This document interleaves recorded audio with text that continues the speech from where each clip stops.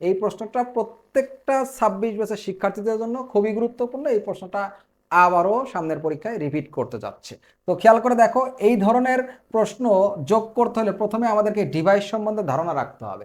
দেখো এইটা A1, যেটা খেয়াল করে দেখো, দুইটা ইনপুট, তীর চিহ্ন ভিতরের দিকে যাচ্ছে, এটা হলো ইনপুট, ইন হচ্ছে, আবার দুইটা তীর চিহ্ন আউট হচ্ছে। খেয়াল করে দেখো, এটা বাইরে যাচ্ছে, এটাও বাইরে যাচ্ছে, এটা হলো আউট হচ্ছে। তার মানে এখানে ইনপুট কয়টা? দুইটা। আউটপুট কয়টা? দুইটা। দুই ইনপুট দুই আউটপুট। সবসময় মনে রাখবে এটা হলো হাফ অ্যাডার, মানে অর্ধযোগের বর্তনী। তাহলে দুইটা ইনপুট যোগ করে সাম ক্যারি, একটা সাম একটা ক্যারি বের করতে পারে, ওই ডিভাইসটা হলো হাফ অ্যাডার, অর্ধযোগের বর্তনী। আর এইটা খেয়াল করে দেখো, এখানে কয়টা ইনপুট হচ্ছে, দেখো এই দুইটা তীর চিহ্ন ভিতরে ঢুকতেছে, আবার এই যে আগেরটার ক্যারি যেইটা, এটা আবার ভিতরে ঢুকতেছে। তাহলে ইনপুট কয়টা? তিনটা। তিনটা ইন হচ্ছে, বের হচ্ছে কয়টা? আউট হচ্ছে দুইটা। এই যে একটা, এই যে একটা, দুইটা।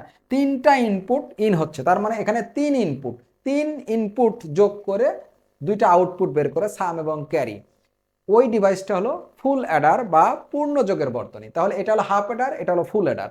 ঠিক একইভাবে A3 যেটা, এটাও ফুল অ্যাডার, কারণ দেখো তিনটা ইনপুট, ইন হচ্ছে তিনটা, আউট হচ্ছে দুইটা, এই যে একটা, এই যে একটা, তিনটা ইন দুইটা আউট, সুতরাং এটাও একটা ফুল অ্যাডার।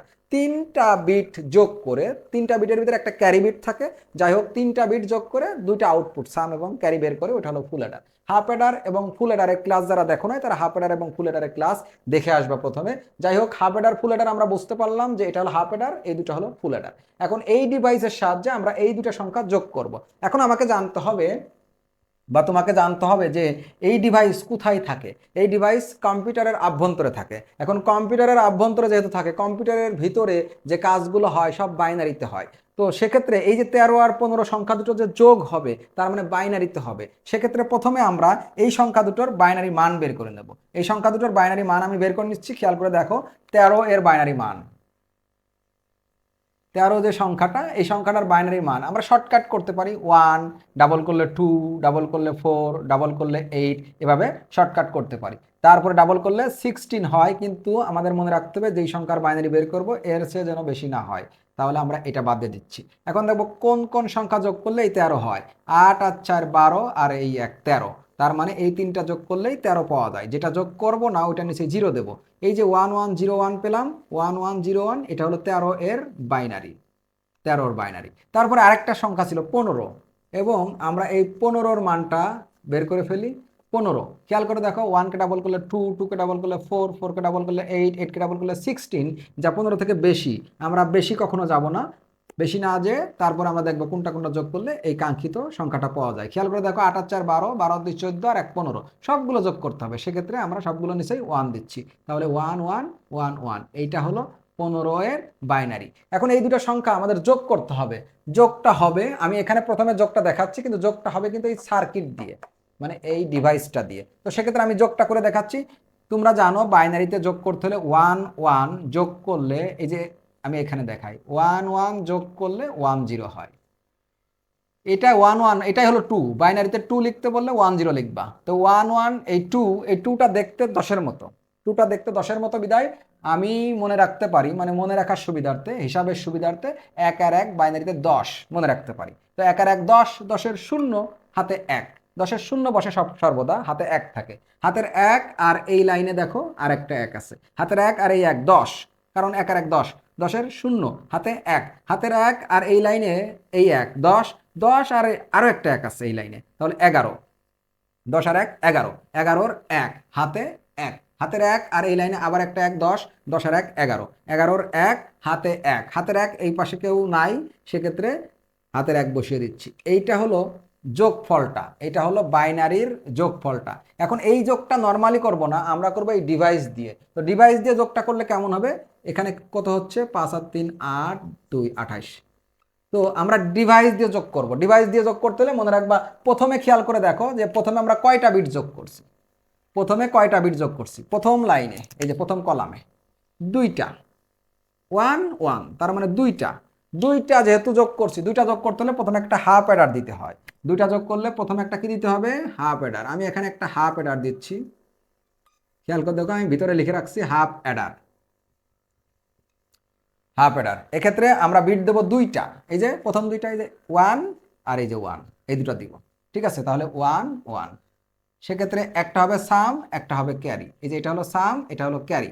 তো সাম কত? 1 আর 1 যোগ করলে 10, একটু আগে বললাম 10, 10-এর 0, হাতে কত? 1, হাতের 1 এই যে এখানে থাকবে। তার মানে ক্যারির মান হলো 1, এখানে লিখে দিচ্ছি। তারপরে খেয়াল করে দেখো, আমরা আরও একটা ডিভাইস দিচ্ছি। এইটা হলো ফুল অ্যাডার হবে, কারণ কি খেয়াল করে দেখো তো, যে এইখানে দেখো আবার এই লাইন যখন করবে, এইখানে কয়টা ডিজিট দেখতে পারতেছো? 2টা, একটা 0 একটা 1। এই যে এখানে দিব একটা 0 একটা 1। তো এখন কয়টা ইন হচ্ছে? একটা 0 আর একটা 1। আর এই যে আগের থেকে একটা ক্যারি, আগেরটার একটা ক্যারি, তো আগের অ্যাডারের একটা ক্যারি আর নতুন 2টা ইনপুট, মোট কয়টা ইনপুট হলো? 3টা। তো 3 ইনপুট যখন হবে তখন এটা ফুল অ্যাডার। 2 ইনপুট থাকলে হাফ অ্যাডার, 3 ইনপুট থাকলে ফুল অ্যাডার। তো ফুল অ্যাডার 3 ইনপুট যোগ করে ওই একই রকম সাম আর ক্যারি বের করবে।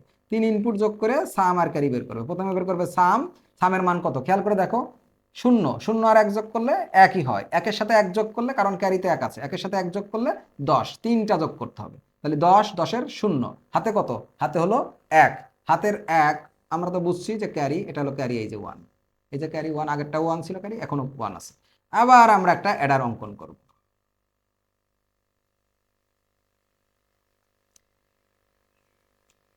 এখন এই অ্যাডারে কয়টা খেয়াল করে দেখো, এই যে আবার এই লাইন, এইটা 2টা 1 1, তো এই 2টা দিয়ে দিচ্ছি। এই যে প্রথমটা হলো 1, এই পরেরটা হলো 1,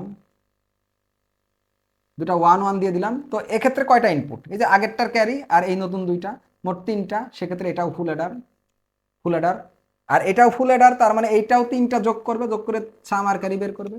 এক্ষেত্রে 1 1 যোগ করলে 10, একটু আগে বুঝালাম, 10 আর 1 11, 11-এর 1, 11-এর 1, হাতে কত? 1, হাতের 1 মানে ক্যারি 1। সেক্ষেত্রে এই ক্যারিটা 1 লিখে রাখতেছে, যে ক্যারি 1। ঠিক আছে, এখন আমরা আরও একটা অ্যাডার নিচ্ছি।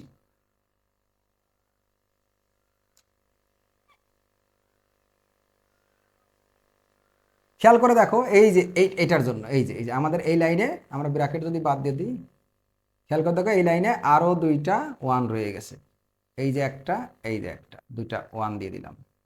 এখন কয়টা ইনপুট আছে? 3টা। সুতরাং এটাও একটা ফুল অ্যাডার, ফুল অ্যাডার। 3টা ইনপুট যোগ করো, 1 আর 1 10, 10 আর 1 11। ঠিক আছে, তো 11-এর 1 বসবে, তার মানে সাম এখানে 1, হাতে কত? 1, হাতের 1। দেখো এই পাশে আর কেউ যোগ করার নাই, সেক্ষেত্রে হাতের 1 এই যে বসে যাবে। এই যে হাতের 1, এটা কিন্তু ক্যারি ছিল, হাতের 1। তো এই যে আমরা ডিভাইসের সাথে যোগ করলাম, আর কিন্তু আমাদের কোনো ডিজিট নাই, সেক্ষেত্রে আমাদের এটা শেষ। এক্ষেত্রে খেয়াল করে দেখো, তোমাদের সবসময় মনে রাখতে হবে যে যখন দুটি সংখ্যা অ্যাডারের সাথে যোগ করব, তখন প্রথমটা হাফ অ্যাডার আর বাকিগুলো সব ফুল অ্যাডার। প্রথমটা হাফ অ্যাডার, বাকিগুলো সব ফুল অ্যাডার। এখন একটু মিলায় দেখো, 1 1 1 0 0, এই দেখো 1 1 1 0 0। সুতরাং এভাবে দুটি সংখ্যাকে আমরা অ্যাডার ডিভাইসের সাহায্যে, হাফ অ্যাডার এবং ফুল অ্যাডার মিক্সড করে অ্যাডার ডিভাইসের সাহায্যে এভাবে দুটি সংখ্যার যোগফল বের করতে পারি। তো এই ধরনের আরও জটিল কোশ্চেন যদি তোমাদের ক্লিয়ারলি বুঝতে হয় বা বোঝার চেষ্টা করো বা বোঝার জন্য আগ্রহী থাকো, তাহলে অবশ্যই আমার পেজটি ফলো দিয়ে রাখবা। এবং একই সাথে কোন অধ্যায়ের কোন টপিক তোমার কাছে জটিল লাগে, কোনটা তোমার প্রয়োজন, কোনটা তুমি শিখতে চাও, ঠিক সেইটা কমেন্টে জানাবা, আমি ওইটার ভিডিও